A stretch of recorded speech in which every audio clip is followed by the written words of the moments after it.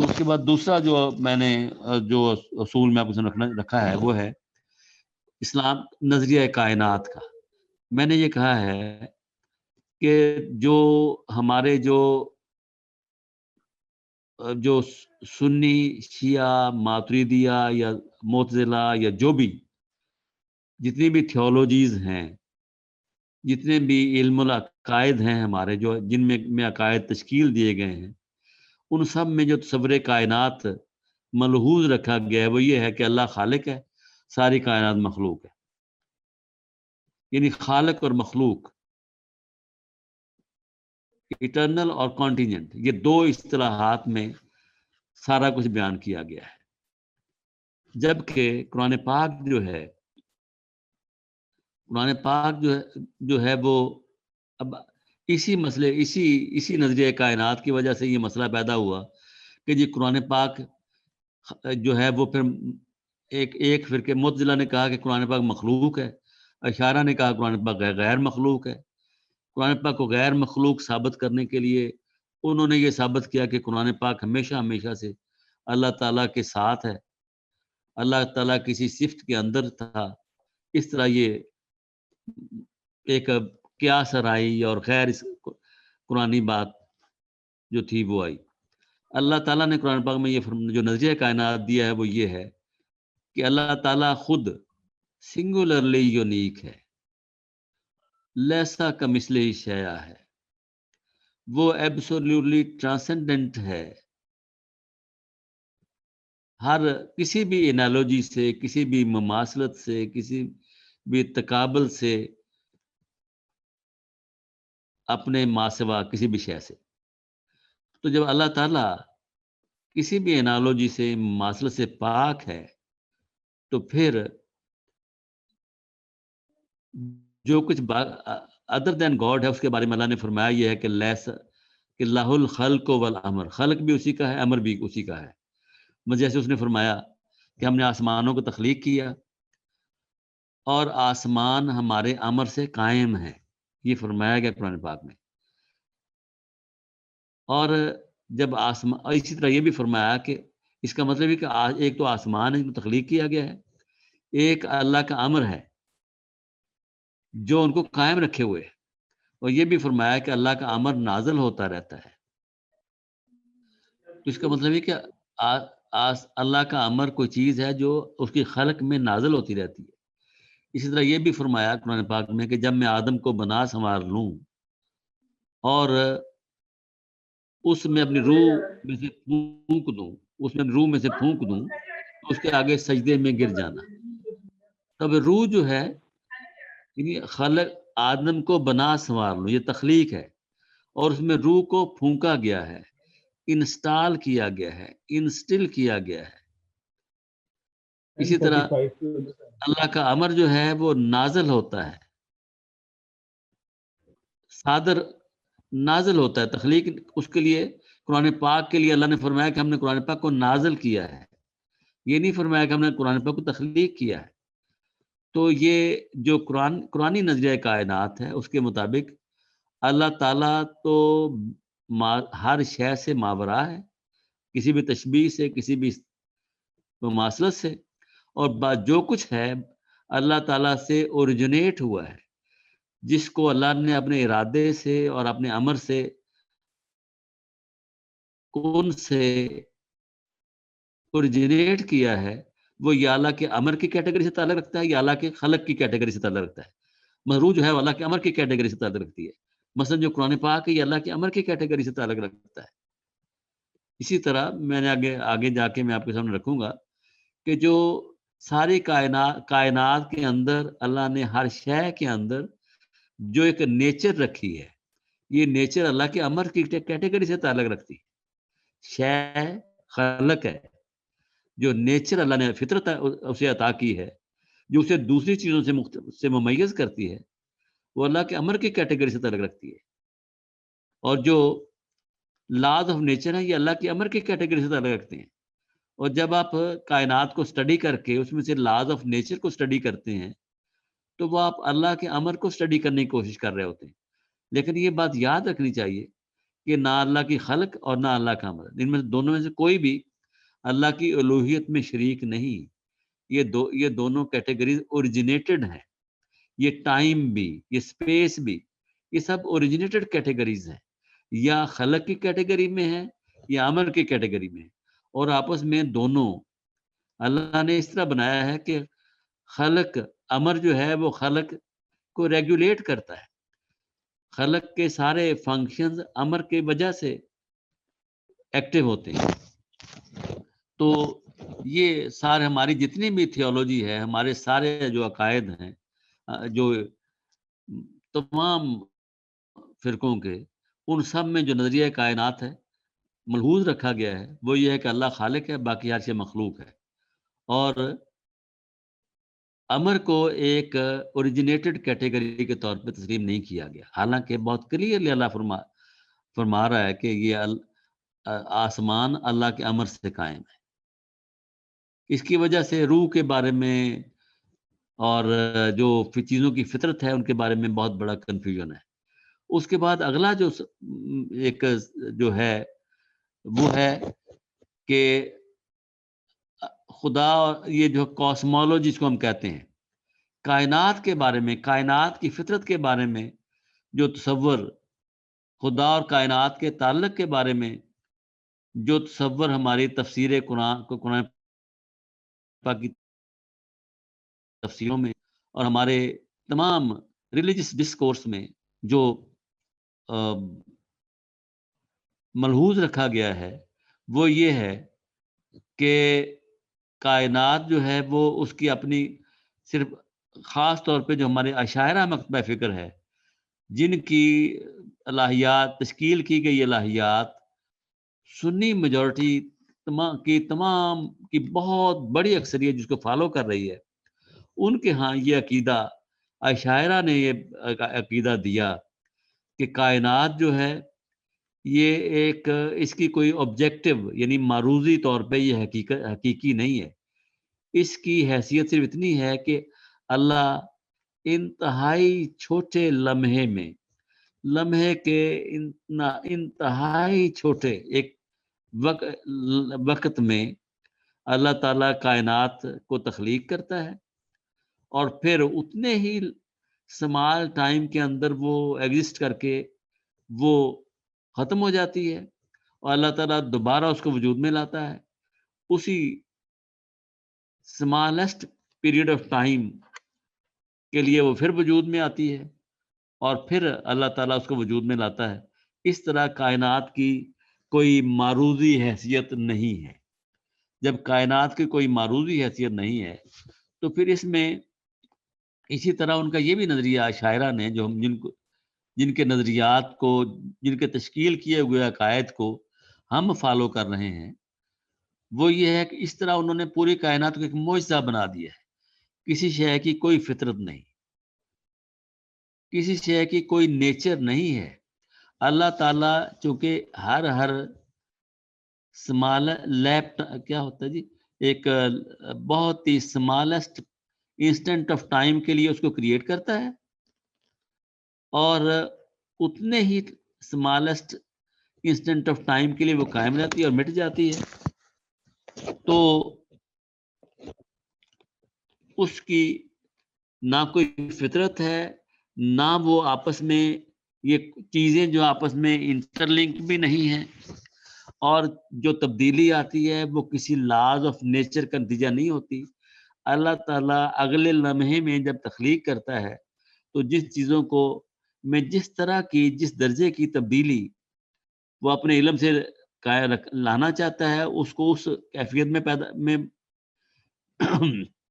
نئے سے تخلیق کر دیتا ہے۔ جس چیز کو وہ ختم کرنا چاہتا ہے اس کو تخلیق نہیں کرتا، اور جس کا چیز کا وہ اضافہ کرنا چاہتا ہے وہ اضافہ کر دیتا ہے۔ اس طرح کوئی لاز آف نیچر نہیں ہے جو جن کے مطابق کائنات چل رہی ہے۔ تو جب کوئی لاز آف نیچر ہی نہیں ہے، کوئی شے کی نیچر ہی نہیں ہے، شے کائنات کی کوئی آبجیکٹیویٹی نہیں ہے، تو آپ مجھے بتائیے کیا اس بنیاد پہ کوئی کائنات کو اسٹڈی کرنے کا کوئی فائدہ ہو سکتا ہے؟ کیا مسلمانوں میں کوئی ایمپیریکل سائنس وجود میں آ سکتی تھی؟ یہ جو اگر کائنات میں ہر شے کو ایک معجزہ بنا دیں تو پھر ایک ایمپیریکل سائنس وجود میں نہیں آ سکتی تھی. تو یہ جو مسلمانوں نے ایمپیریکل سائنس میں کوئی ترقی نہیں کی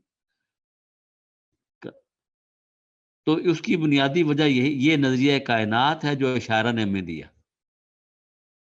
اور اسی طرح باقی جو باقی تھیولوجیز ہیں جن کا میں نے نام لے کے ذکر کیا کہ وہ معتزلہ تھے یا شاعرہ تھے، وہ جو شیعہ ہیں دوسرے ہیں، ان سب کی تھیولوجی میں بھی اسی طرح کی بات پائی جاتی ہے. اس کے علاوہ میں میں جو چیزیں جو میں پچھلے سیشن میں ان چیزوں کو واضح کر چکا ہوں، اسے میں زیادہ تفصیل میں نہیں جانا چاہتا. قرآن پاک میں تو اب ضروری یہ ہے کہ تفسیر قرآن، اللہ نے فرمایا قرآن پاک میں کہ ہم نے آسمانوں کو 6 دن میں تخلیق کیا. آسمانوں کو 6 دن میں تخلیق کیا. تو جبکہ یہ جو نظریہ ہے، یہ جو میں آپ کے سامنے نظریہ بیان کر رہا ہوں، اشارائٹ کا نظریہ جواہر کہتے ہیں اس کو، ایٹمزم آف اشارائٹ یا اشارائٹ ایٹمزم کہتے ہیں. اس کو اشارائٹ اوکیجنلزم بھی کہا جاتا ہے.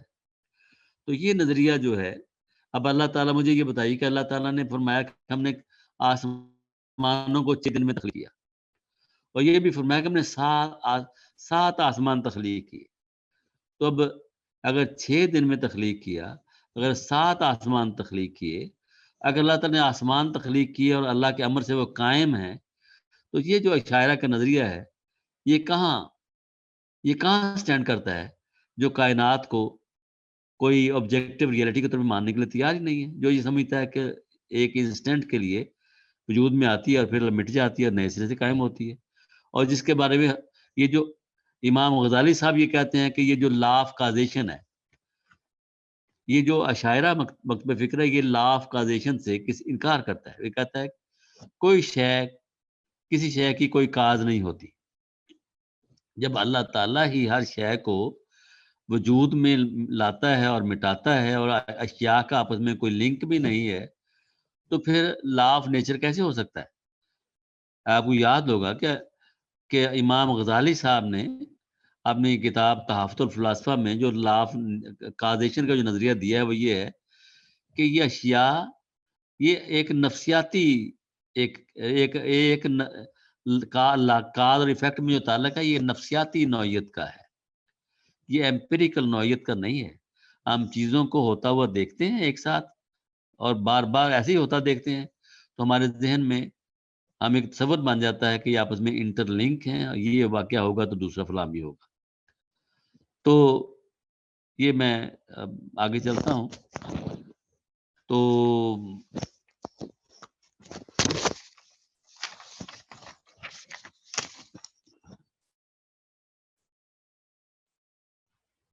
قرآن پاک کے بارے میں اللہ تعالیٰ نے یہ فرمایا ہے قرآن پاک میں کہ یہ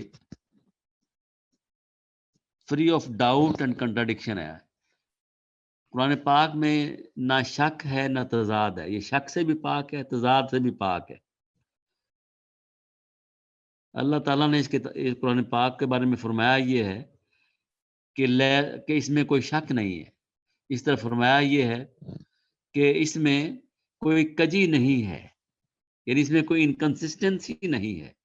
یہ بھی فرمایا کہ یہ جو کتاب قرآن پاک ہے یہ احسن الحدیث کتاب ہے. جو احسن الحدیث کتاب ہے، جو دی فیئرسٹ آف نریشنز بک ہے، اس میں تضاد کا تو سوال پیدا ہو ہی نہیں سکتا. پھر وہ اللہ کا کلام ہے، انسان کا کلام نہیں ہے، اللہ کا کلام ہے. تو جب اس میں تضاد نہیں ہے تو لیکن چونکہ ہمارے جن لوگوں نے ہمارے عقائد کی تشکیل کی ہے، ہمارے علماء جو ہیں، ان کے جو بنیادی تصورات ہیں ان سے ایپسٹیمک فیلیسیز یا علمی مغالطے سرزد ہوئے ہیں. ان کا تصور کائنات درست نہیں تھا. ان کا جو انہوں نے غیر قرآنی اصطلاحات لی فلسفے سے، اور انہوں نے قرآن پاک میں اس کو سمجھنے کے لیے استعمال کیا. اسی طرح انہوں نے اللہ تعالیٰ کی توحید پر گفتگو کرتے ہوئے وہ اصطلاحات لی، صفت کی، قدم کی، ایٹرنیٹی کی، جو اللہ نے اپنے لیے استعمال کرنا پسند نہیں فرمائی. اسی طرح اور بھی انہوں نے ایسی کاسمولوجی ڈیولپ کی جو کاسمولوجی کائنات کی آبجیکٹو ریئلٹی کی حیثیت سے ماننے سے منع روکتی ہے. تو اس طرح وہ ہمارے جو عقائد ہیں ان میں قرآن پاک کی تفسیر میں تضاد ان کے سامنے آیا.